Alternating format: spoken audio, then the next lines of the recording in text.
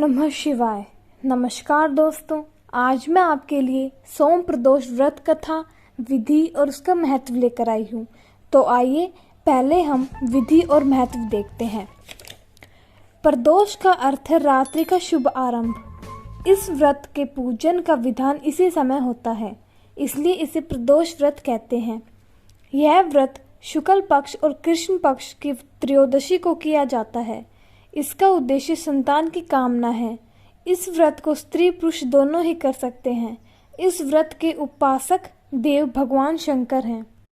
सायंकाल को व्रत करने वाले को शिव शंकर जी की पूजा करके अल्पाहार करना चाहिए।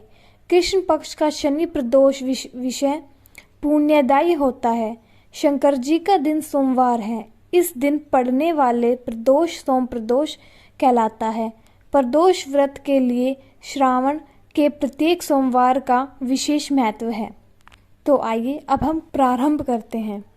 प्राचीन काल में एक ब्राह्मणी विधवा हो गई थी। वह भिक्षा मांगकर अपना तथा अपने पुत्र का जीवन निर्वाह करती थी। वह अपने पुत्र को लेकर सुबह निकलती और रात को घर लौटती। एक दिन उसे विदर्भ देश का राजकुमार मिला, जो अपने पिता की मृत्यु के कारण इधर उधर मारा मारा फिर रहा था।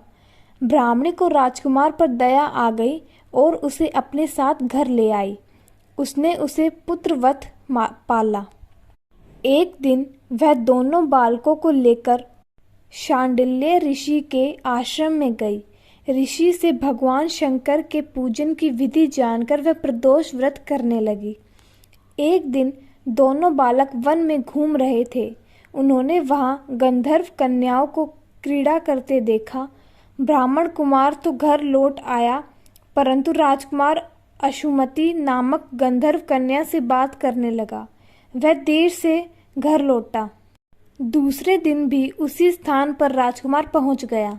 अंशुमति अपने माता पिता के साथ बैठी हुई थी।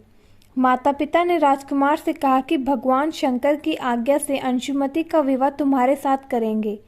राजकुमार शादी के लिए तैयार हो गया। दोनों का विवाह हो गया। उसने गंधर्व राजा विद्रविक की विशाल सेना लेकर विदर्भ पर अधिकार कर लिया। उसने ब्राह्मणी एवं उसके पुत्र को अपने महल में आदर के साथ रख लिया। यह प्रदोष व्रत का ही फल था। तभी से समाज में प्रदोष प्रतिष्ठा हुई। इसीलिए जो सोम प्रदोष व्रत करेगा उसकी सारी मनोकामनाएं पूर्ण होगी। धन्यवाद। ओम नमः शिवाय।